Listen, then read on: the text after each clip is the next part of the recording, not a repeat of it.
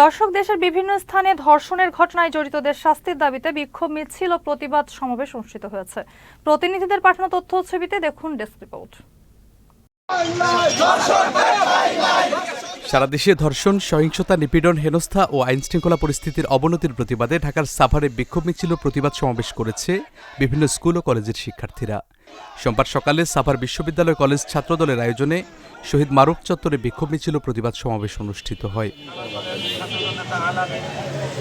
রুখতে হবে ধর্ষণ, শুরু হোক গর্জন, এই স্লোগানে নারী ও শিশু ধর্ষণ বন্ধ এবং ধর্ষকদের সর্বোচ্চ শাস্তির দাবিতে নেত্রকোনায় বিক্ষোভ সমাবেশ ও মানববন্ধন অনুষ্ঠিত হয়েছে।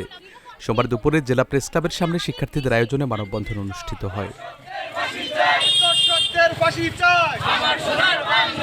পটুয়াখালীর গলাচিপায় দেশব্যাপী সহিংসতা, নিপীড়ন, নির্যাতন, ধর্ষণ এবং আইনশৃঙ্খলা পরিস্থিতির অবনতির প্রতিবাদে মানববন্ধন ও বিক্ষোভ সমাবেশ করেছে সরকারি কলেজ ছাত্রদল। সোমবার সকালে এই মানববন্ধন কর্মসূচি পালন করা হয়। যৌন নিপীড়ন, অনলাইনে নারীদের হেনস্থা। সারা দেশের মতো নোয়াখালীতে আসিয়াসহ নারীদের ধর্ষণ ও ধর্ষকের শাস্তি এবং আইনশৃঙ্খলা পরিস্থিতির অবনতির প্রতিবাদে মানববন্ধন করেছে চৌমুহনী এসএ কলেজ ছাত্রদল। সোমবার দুপুরে বেগমগঞ্জ উপজেলার বাণিজ্যিক শহর চৌমুহনী বাজারে ঘণ্টাব্যাপী এ মানববন্ধন অনুষ্ঠিত হয়। দেশব্যাপী নারীর প্রতি সহিংসতা, নিপীড়ন, ধর্ষণ এবং আইনশৃঙ্খলা পরিস্থিতির অবনতি ও বিচারহীনতার প্রতিবাদে পঞ্চগড়ে ঘণ্টাব্যাপী মানববন্ধন কর্মসূচি অনুষ্ঠিত হয়েছে। সোমবার দুপুরে পঞ্চগড় মকবুলার রহমান সরকারি কলেজ ক্যাম্পাস ছাত্রদল কলেজ শাখা এই মানববন্ধনের আয়োজন করে।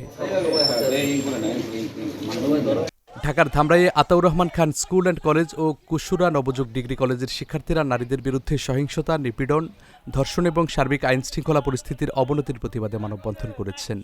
সোমবার দুপুরে উপজেলার কলেজের সামনে মানববন্ধন অনুষ্ঠিত হয়। দেখা যাচ্ছে যে ধর্ষণের পরিমাণ খুবই বেড়ে গেছে, তো এইটা আমরা কঠোর হাতে পরিবর্তন সারা দেশে ধর্ষণ ও নারীর প্রতি সহিংসতার প্রতিবাদে এবং অপরাধীদের দ্রুত গ্রেপ্তার ও বিচারের দাবিতে কুড়িগ্রামে সাধারণ শিক্ষার্থীদের উদ্যোগে মানববন্ধন অনুষ্ঠিত হয়েছে। সোমবার সকালে সাধারণ শিক্ষার্থীদের আয়োজনে এই মানববন্ধন অনুষ্ঠিত হয়। Channel S news desk. এই বিপ্লবের পরে আপনারা কেন ঠিক মতন এই ধর্ষণের বিচার করছেন?